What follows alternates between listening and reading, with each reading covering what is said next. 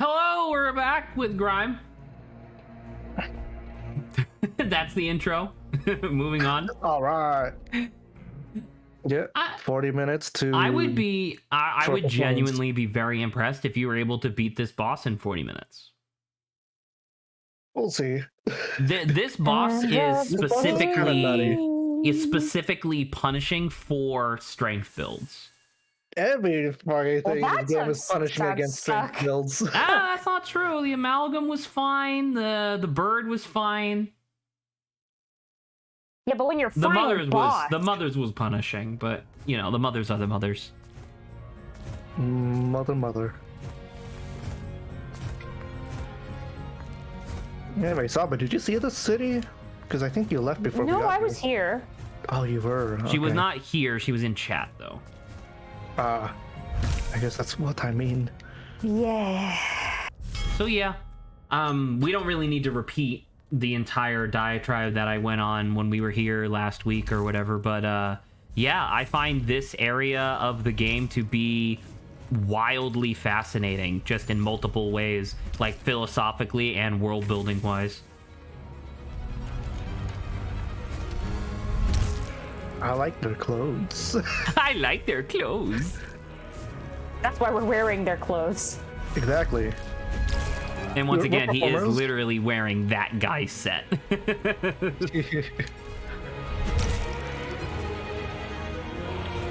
I will say he's a fake conductor. He's not conducting. He just has his hands up. That's the entire reason why I'm beating his ass. Nothing else. None of that philosophical mumbo jumbo. It's just he's not actually conducting. I mean, quite frank, your character also doesn't give a shit about the philosophical mumbo jumbo. Yeah. We're just playing as a voidless, all-consuming creature. I think I tend to like my main characters with a little more personality. Yeah, his personality is... Or my personality is... I'm about to say, it's literally whatever you want it to be. There's a lot of opportunities for self-expression in this game, in the form of, do you kill this person now or do you kill them later? Yeah. Like, you remember that guy that you killed? You remember that guy that you killed who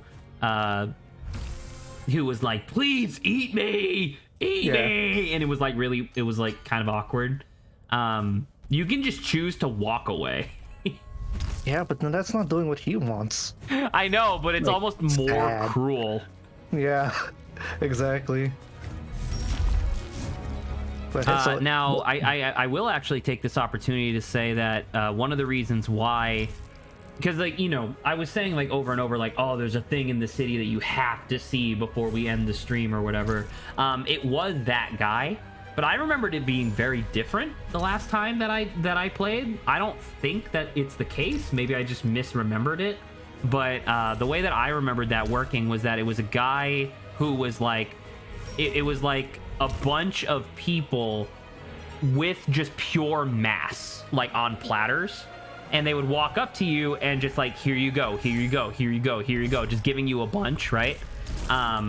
And then afterwards, you could talk to the guy again, and he would be like, "Oh, are you still hungry?" And he would snap his fingers, and all the waiters just fucking ran at you and crushed themselves against your body, giving you additional mass.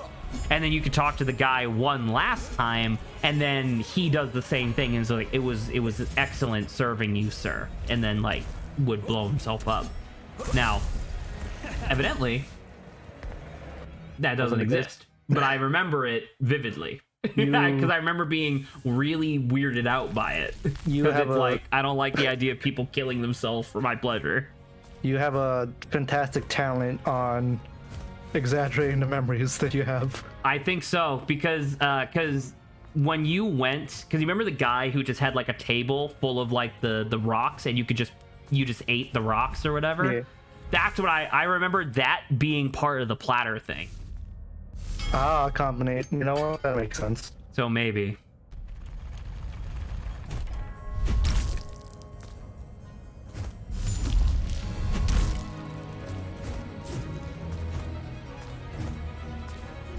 Have I?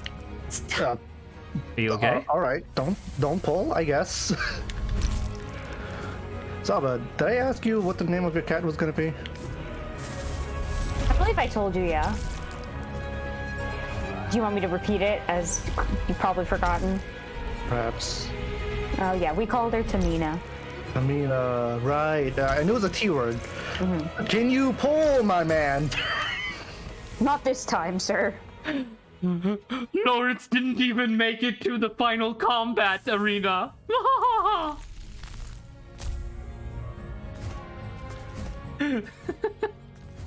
Only worded review at the end.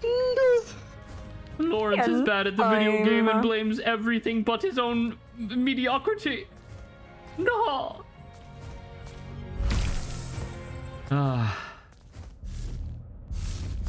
That was something fun from editing the Bowser Inside Story video today.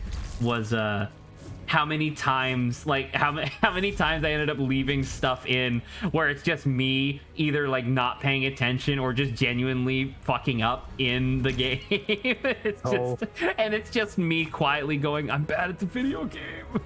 Oh no.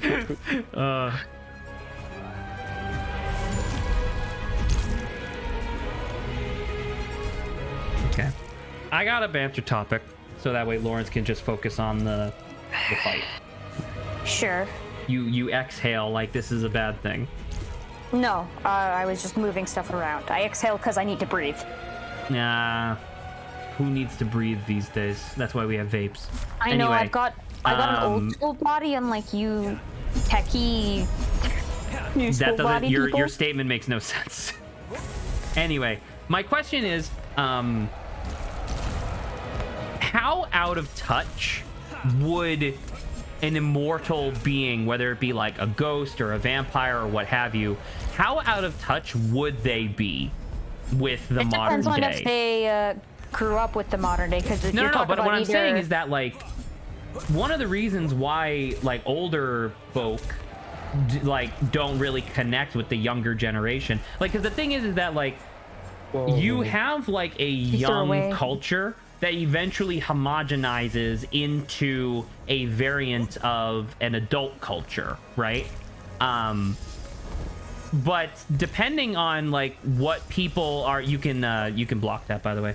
And like you need to, because that shit's fucking well, insane. It depends. And if they're like an old creature, also, do they age a little bit, or are they like stuck no, it's like a ghost. So like imagine somebody became a ghost in like the 1800s. Obviously they would have an extremely specific like way of interacting with their world that they came from, but they're still experiencing, well, assuming that they experience time in the same way that we do, they would still be experiencing all of the cultural changes over the years as like we would. Maybe, but they would be treated by society as someone of that like no but I mean like that's kind of out of the scope of like the discussion, I suppose. It's more along the lines of like, instead of it specifically being a ghost, it's just like somebody who lives forever. I'm not exactly confident that they wouldn't be able to at least keep maybe up. They would be more reserved then. Maybe they're like, maybe they understand like the outside world is what it is, but like in their own personal space they may keep to the older stuff that they're used to, like a vampire hiding in their castle or whatever. Yeah, I mean, it doesn't have to be a castle, right? But yeah, same right, idea. But that's like the archetype. That's like literally what Dracula was doing in Castlevania, was he was just kind of doing his own thing because he didn't want to deal with people. But, and I mean, fair to him, right? I mean, if that's true, like he's not bugging anyone. And that's totally fine. But I guess it's, I don't know. I guess this banter topic comes from just, what the fuck? Yeah, that was weird. Did you see him like snap to the side? Straight funky. Oh, I didn't see that. Oh, you couldn't see it. That sucked. That was unfortunate. But anyway, the normally I see it as like an immortal being, even if they've got a young like visual to them. Still, normally when you like in like stories and stuff, they usually act like an old soul. Right, but once again, I think that that's just because fiction created that trope of an immortal being acting like when they came from and not where they are. You know what I mean? Because like the reason I put in this banter topic was because I was having a conversation with one of my coworkers on Tuesday, I want to say Monday or Tuesday, and it was literally what she was talking about was that she has two grandmothers. One of her grandmothers is purely up to date with, like, you know, modern day isms and stuff like that. Like, she is up to date on everything, despite being 10 years older than her other grandmother, where her other grandmother doesn't even know what a cell phone is. I guess it depends on conviction too. I think it literally just boils down to a choice. I don't think it's a de facto thing where it's like, oh, when you get older, you're just gonna get out of touch. I think you get out of touch when you stop caring. Oh, I guess what I meant by old soul, I think maybe you understood what I meant by old soul. In terms of like old soul, like they act more mature than like maybe their visual age. I don't know how not much. Like old I don't soul. know how much more mature an immortal being can get. I feel like you probably hit a cap. If they look like a kid, right? But they're like an immortal being. Clearly, they're not gonna act like a kid because they've lived like forever, even though they're stuck with that appearance. They look 18, but they're actually like 300 or whatever. Yeah, so they will act like they're older. That's what I mean by like that. Not like they can't keep up with technology or whatever. That's like a separate thing almost. Right. But I think I can agree with you, especially if they're like, if they have the time, they can choose whether to keep up with it or not. I feel like they have nothing but time. Really. Yeah, but then you may also be jaded. You may also be like, well, what's this century's worth that's of, an like, individual thing, though, right? There are people alive today who are jaded against the world, you know? No, well, I know, but usually in like the immortal paradigm, like their minds, right? They're like, well, this century's trends are just another speck in my infinite timeline, so I don't need to care about this. It'll change anyway. We are now touching upon a genre of discussion that I often have. Not only with myself, but just in general, where it's just like, I feel like a lot of tropes about immortal characters have poisoned people's imagination for what it would actually mean to be immortal. Like, one of the examples that constantly comes up is like how like torturous and awful it is to be immortal. Obviously, I don't personally agree with that supposition, but I think it would take a long time for it to get that way.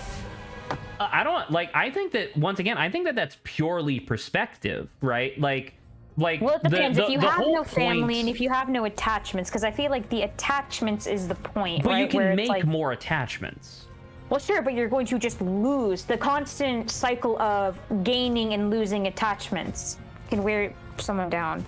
Wait, sure, and I super, and you know, obviously I super agree with that. Like, you know, I still grieve my dog, you know, and it's been like a decade since he died, and so it's like I still grieve him. And so, like, if you're an immortal being, you're just going to stack up more and more grief, but you're also going to stack up more and more experiences, right? Because grief never goes away. It just gets outpaced by the experience that you have. It depends. Like, once again, it depends. I would say it's your mental fortitude that matters in that regard, because normally, once again, right, psychologically, we tend to not value, but like the emotion of like the negative emotion tends to stand out much more. Like, we tend to remember the negative things more strongly. Not to say like positive things can't be remembered strongly. I mean, it's just... but I mean, like, you know, what about the phenomenon of like rose-tinted glasses then? People remember, like a lot of people remember the past being better than it actually was. Well, isn't that the idea of things being bittersweet? There's like a melancholy to it.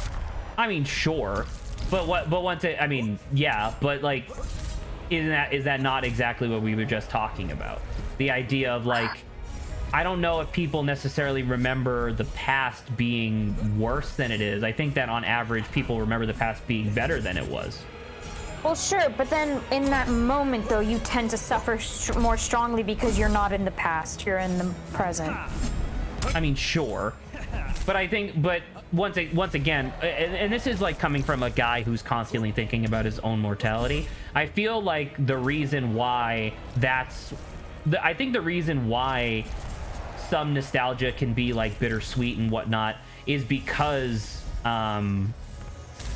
is because we only get a certain amount of time, right? If you have an infinite amount of time in order to make new experiences, I think it's bittersweet because things might never be that good again, but at least they're going to happen.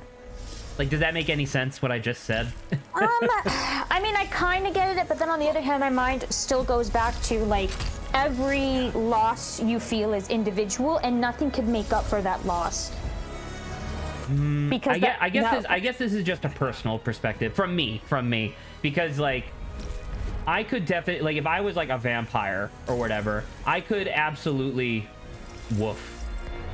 Oh, I could damn. absolutely see myself just having, like, you know, I would have, like, I would essentially be an immortal serial monogamist, where it's like, here's a loving family, and then everybody grows old and dies, and then I have another loving family, and then I move on, and then, like, keep going forever. Because it's like, yeah, I would mourn the loss of every single loved one that I have, but at least I'm there to mourn them. I guess that's my perspective on it. I guess in my mind, it's like, if you have your family first pass away, I don't think anyone could ever take the place of that original family that you had. Once again, I think that's a, like, limited perspective of somebody who's not immortal, right? But once again, you were talking, well... Normally, you're saying that people... first family will always have something special as opposed to, like, the ones that come after? Right, because isn't there, like, that biological element to that? We're not talking about biology here. We've talked about biological elements before, and every single time we do, there's, like, so much. Talking about biology in any context is a fucking almond farm where there's an enormous amount of like, studies and research for literally both sides, to the point where it becomes a non-conversation, unfortunately. Well, it also depends, like, how did they get, like, immortal, right? Because there's also the idea that, like, unless you were born an immortal baby or something, and you still somehow grow up, but then you stop growing up, but you're still, like, immortal, there's, like, a difference between that and you growing up with that family and then becoming immortal afterwards. And then, like, leaving them behind. Yeah. What if it's like, well, I guess it's not literally immortality, but, like, I'm thinking of, the Viltrumites from, I don't remember. What's it called? Invincible. Thank you very much, Lawrence. The Viltrumites from Invincible, where the idea is that they age at a normal year-over-year rate until they hit about 17, 18 or whatever. And then from that point onwards, their aging gets reduced to 1/350th their normal age rate. So, like, the amount of time that it takes for them to go from 18 to 20 is 700 years longer than the 2-year period that it would normally take. So yeah. I wonder, like, once again, these are purely hypotheticals that we're talking about, but, like, I would assume that it would probably be something like that, where it's like, okay, I understand that at this age, I am now going to be immortal. But then again, that would imply some sort of a society of immortals, and that's beyond the scope of what we're talking about. Mm-hmm. I have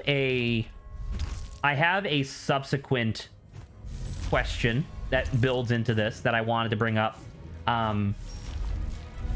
You know that thing that people talk about every once in a while, which is like, a human being's brain is not designed to properly maintain a social circle of more than, like, 30 people, which is, like, typically the size of, like, villages. It's the size of a tribe, right? Like, typically. I wonder how the human brain would function if you lived to be, like, 500 years old. Because a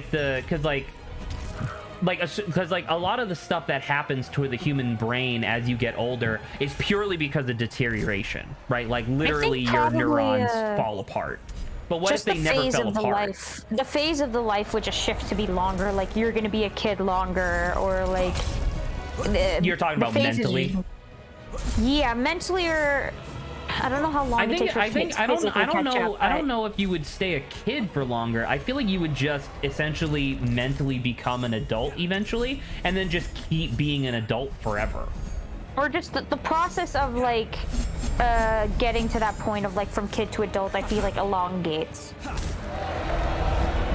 Because that's what's happening right now in today's society, I feel like, right? Where it's like, before we didn't used to live as long, so people who were in their 10s, 11s, and 12s were like doing adult stuff. But now it's like in this age, we're also living longer, so those things have extended. I don't know if that's necessarily a living longer sort of thing. I feel like the root cause of that, because like the reason why 11 and 12-year-olds back in like the 1500s had to do a bunch of like really shitty adult nonsense was because they had to not die. You know, and Maybe. so because the quality of living has gone up, it means that we don't have to do as much to not just die one day. And I think that you're attributing the fact that like I think that both of these things, I think both of these things are effects of the cause, which is, you know, the quality of life has generally gone up. But I don't think that people mature slower nowadays because their life is easier, I guess. Like I don't necessarily think that that's like a one-to-one cause. I think it's purely just about like the experiences that you have. Oh, sorry.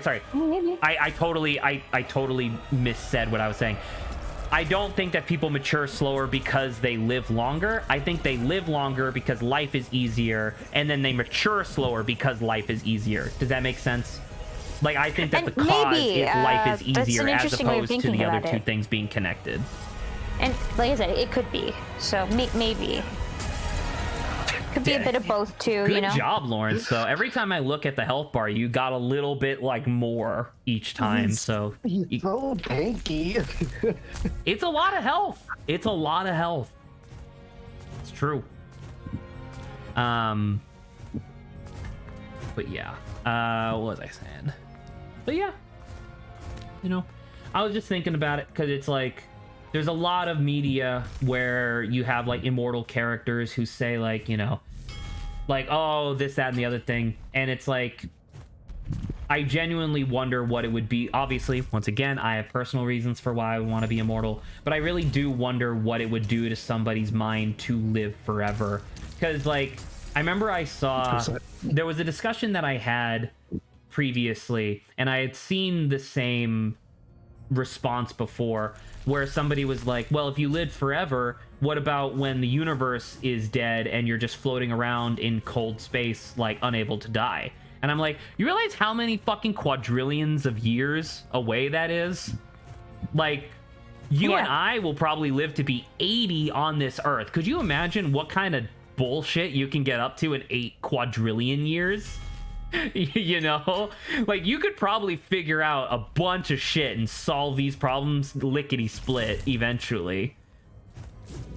But you know, whatever.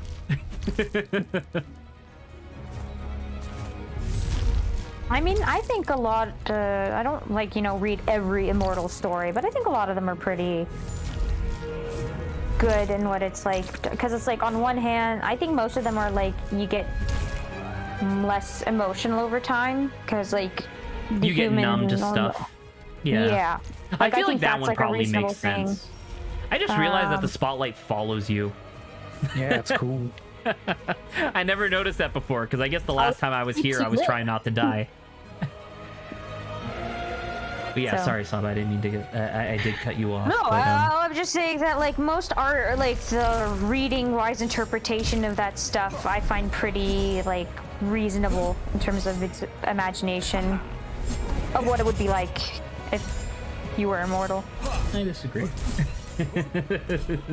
Well, That's all. I talked You know, to you. that's how I this talked boils to you about down. it, and you just said you agreed to it.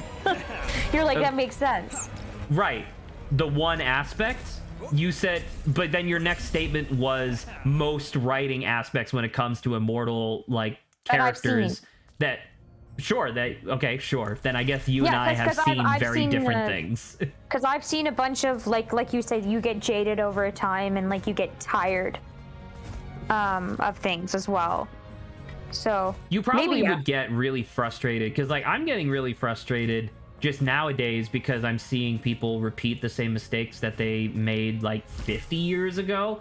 I couldn't imagine how frustrating it would be to live through that cycle of mistakes like 100 times in a row. And that's why you start living in a castle by yourself, not And that's having what to deal with I'm thinking, anyone's where it's like, BS. okay, I guess that kind of makes sense. But also, like, if you're literally immortal and no one can kill you, what's stopping you from just, like, fixing the world eventually?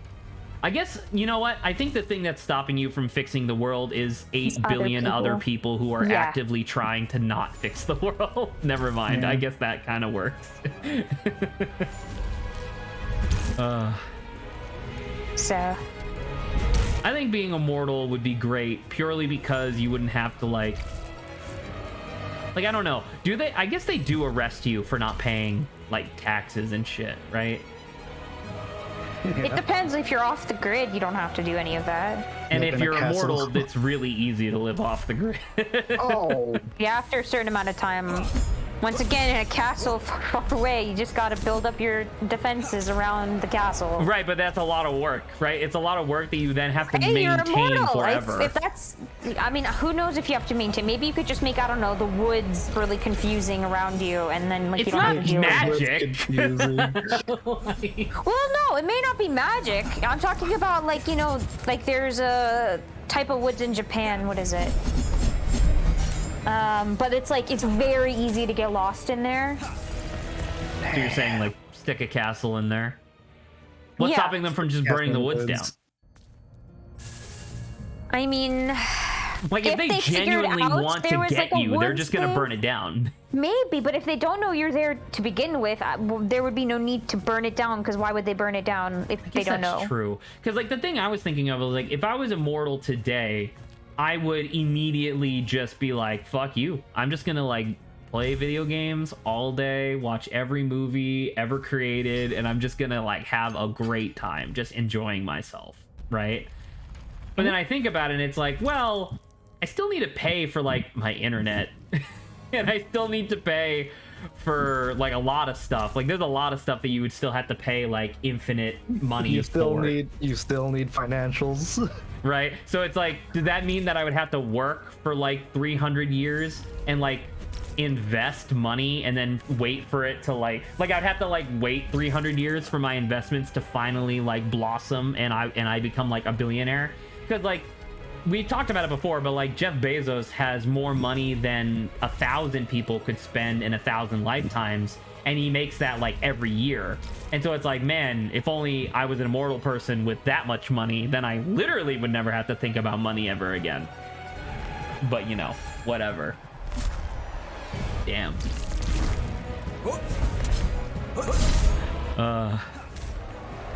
Anyway, that was the topic. I'm glad that we had, like, a discussion Nice about it. topic. Because wacky you know, I topic. was thinking, like I said, the entire topic just came from one of my coworkers saying, like, how one of her grandmothers is hip and the other one is old as dirt, despite the hip one being 10 years older than the dirt one. So, you know, anyway. If you're immortal and you stay hip, congratulations. But I feel like the thing is that it wouldn't, like, I don't know if you necessarily would stay hip being an immortal, like, being, but I think it would be kind of like relatively easy to stay on top of, not staying on top of trends, I guess, but, like, I mean, it almost feels like a survivalistic thing, right? It's like you have to, if you're going to live in that society, you have to know what that society, how that society functions. right. Or you're gonna draw Like if you attention. move to like if you move to Istanbul, you're gonna learn the local customs eventually, and you're gonna, like, integrate them into the stuff that you already have. Now imagine if instead of just instantly moving to Istanbul, imagine if slowly over the period of time your city of Constantinople turns into Istanbul. Yeah. You know what I mean? I think you would like adapt. you shouldn't be calling it like you couldn't be calling it Constantinople anymore. People are gonna be like, what? Why is that? Like, why are you? No, but talking like that? yes, correct. But like I also mean like literally the culture is just different, and it's like you're gonna change. Like unless you're a shut-in living in your castle, but like you're gonna change. Although you did bring up a good point earlier of like, well now that we're like at this point in the discussion, you brought up earlier like, well, it depends on like how society treats you or whatever. Like, imagine just being the dude who lives on your block in Brooklyn. Like you just have the same apartment that you've lived in for 400 years. Oh boy. It's like it's the year 2222. And but you would have motherfuckers to be careful because like I've seen like a movie where called, what is it, The Age of Adeline, where like if you stay in the same area, people will start to notice you. No, not right. aging. But once again, Saba, my question is, will people actually give a shit? Some people do, because it may just not even be like, it depends on where you live. It depends on like, once again, if you're still enrolled in your governmental stuff, because every this piece person of is- fiction has the person like switching identities like every couple years, right? Like every like 20 or 30 years. Yeah. And moving, right? Like they have to like change their identity wholesale, because otherwise people will notice like, hey, you've been living here for 80 years and you still look Like- 25. What the fuck is up with Yeah. that? But once again, all of those stories are written by people who only have the perspective of a mortal human being. I wonder what it would actually be like if you lived forever and you just stayed in your like Connecticut neighborhood.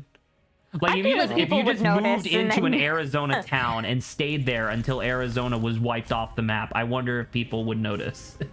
I feel like it takes enough, even like 10 years time, people would start noticing something. 5 years. I feel like people would Yeah. notice. So People I would would like to notice probably fairly quickly. clarify. I know I've said notice a lot.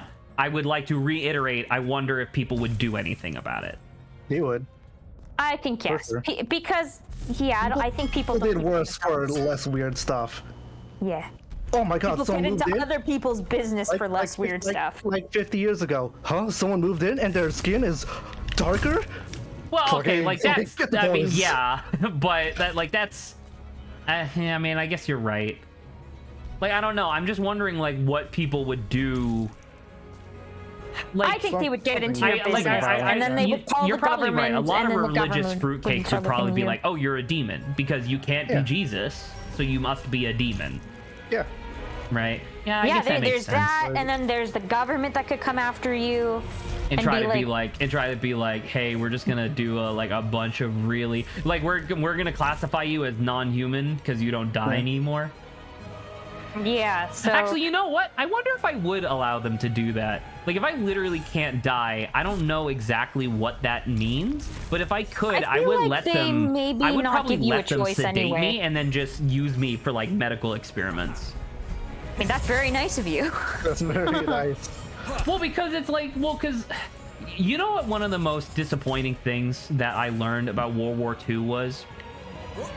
Due to the inhumane atrocities that the Nazis committed against the Jews in concentration camps and stuff like that, over 80% of all knowledge that we know about the human body comes from research that was started in those concentration camps, because it turns out that when you can just cut open a person while they're still alive, you can learn a lot of stuff. And that's really sad, because it's like, well, obviously I don't want somebody to be fucking tormented, but You don't want it to be unethical, yeah. but like the reason why we know how to do spinal taps is because of stuff like that, and that, you know, is useful. So obviously human experimentation is awful, but if I had the opportunity to be like, hey, as long as I don't feel fucking unbelievable excruciating pain, like just knock me out, sure. Like, have at it. Like, knock me out for literally like 58 hours in a row while you just cut me to pieces, and then everybody just blinks, like just everybody closes their eyes at the same time and suddenly I'm fine. I would be okay with that personally. Are you regenerating too? I don't know, because I'm trying to think of like, what does immortal mean? Because like in the context of like, if I'm like fuck, I don't remember the name of the superhero, but there's one of the superheroes who literally cannot be harmed in any way. So like a fucking blade the size of a galaxy goes to swing at him and it bounces off his head because he literally cannot be harmed no matter what. If I'm like that, then obviously this would not happen. But if I was like, there was that one character from Heroes who was like the teenage cheerleader, and she could recover from death. If she didn't age, which is how she eventually dies, like canonically, if she didn't age, like if I had that power, but also meant that I just like grew up to be 28 and then stopped, I would allow them to do that. Most likely. It would probably suck, because now that I think about it, she was immune to anesthetics, but you know what, that would be really bad, but you know, I think it would be worth it, because you know, what's a little suffering from me in order to help somebody else who has, like, I don't know, too many bones in their leg. But then there's also the idea that you would be living in a lab for like the rest of your life. Well, whatever that means for an immortal. It's not like you have inhuman like strength yeah, either. I don't have inhuman so strength or unless you're anything able like to that. get out, I don't think you'll be able to get out. Yeah, that's a good point. I think we've pretty clearly illustrated in the recent years that can't really trust any government to keep their word. So yeah, I guess not really. so I guess not. Dead. Great dead. Well, by dang, Getting I'm not beating this boss in 5 minutes. Yeah. Hell no. Feel free to This is the run, Lawrence. feel free to keep trying. This guy is fucking tough. You may or may not recall, I told you that when I played this game originally, I started a playthrough. Like when I was in the demo, I was doing pure strength, and then when I started my playthrough, my real playthrough, I was balanced and I was using the servant's needle, right, which was essentially like a rapier. This boss was the one that made me go back, reset my stats, like build up a bunch of shit and get my stats high enough to use the twin daggers.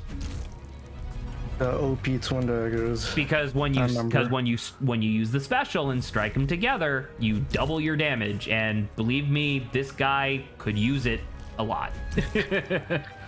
Oh, certainly. So, I mean, you're doing it, you know. Like, it's just gonna take you a while because there's a lot of patterns to remember. A lot of patterns, but then he can change up his patterns every once in a while. So Absolutely, it's not, he responds to not how the you same. act. Yeah. Yeah, so it's really nutty. It's a reaction-based boss fight with not only the ballerina like spinning around, but also this guy just actively adapting to where you are and what you're doing at the end of every single one of his attacks. Wow. Ooh. That's a lot of damage. Dead. Fuck it. All right. Well, anywho. I don't know. Let's wrap up this banter topic. I didn't realize that this banter topic was going to take us the full 40 minutes, but I'm really glad it did. I don't know. Any final thoughts on the idea of like what it would mean to be immortal in the real world? Because like you bring up a good point of like, if you can't escape from the laboratory, there's no guarantee that they're ever going to let you go. And it's like, yeah, that's really true. Like if they have the opportunity to use you for like human testing, they're just going to keep you sedated and locked up for literally the rest of your life. And then they're gonna pull up whenever you're like, yeah, you know, I think I'm done. They're gonna pull out the contract. We're like, no, you said that you were fine with it, so we're gonna. Yeah, that's true. There was a I don't remember the name of the story, but it was I do read a lot of fiction about immortal characters because I hate myself.